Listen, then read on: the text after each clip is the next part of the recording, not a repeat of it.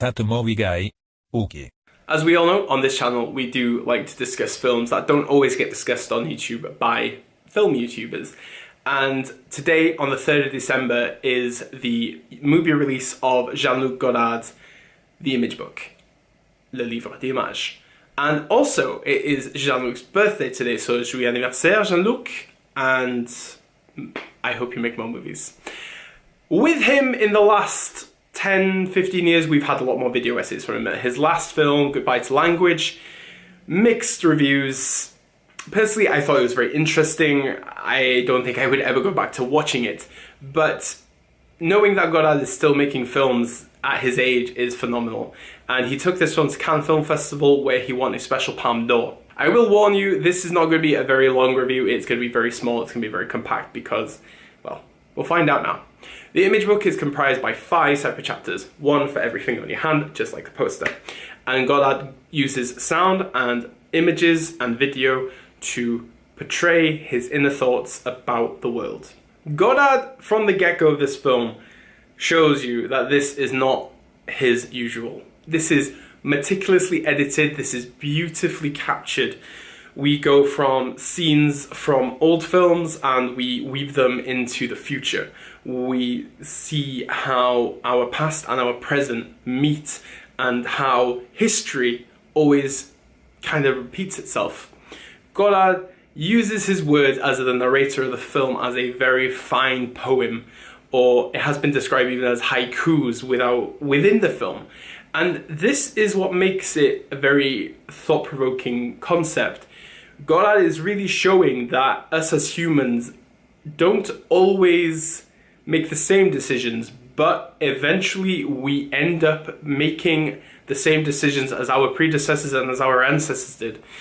And it is very interesting the way that he goes through it. For example, you have the image of the first ever piece of film of a train traveling, and then you cut to the YouTube video of the girl say, "Daddy, Daddy, the train is coming," and just the way that it is just stitched together just makes it feel so natural, so fluid, and it just shows the humanity that flows within the film.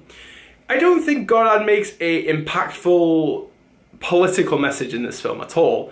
His 5th chapter, though, is about the Arab world. And if you have known anything about the Image Book, the Arab world is the main section, I would say. He has a lot to say, but I think what the most profound thing he said in it is that the news and politicians make the Arab world sound like a very evil place, but the beautiful geographical side and the nature of their humanity is the beauty of this world. But us on the Western side don't see this. And I thought it was very poignant. I felt like I had a lot more to think about because of what Godard was saying. And obviously he does show the darker side of what has been happening in the East and how radicalization has happened and how it is becoming a more of a prominent problem in the West. Godard just wants us to take our time with this film. He wants you to really think about what the images and what the sound actually give to you. And I think that's a very beautiful message from him.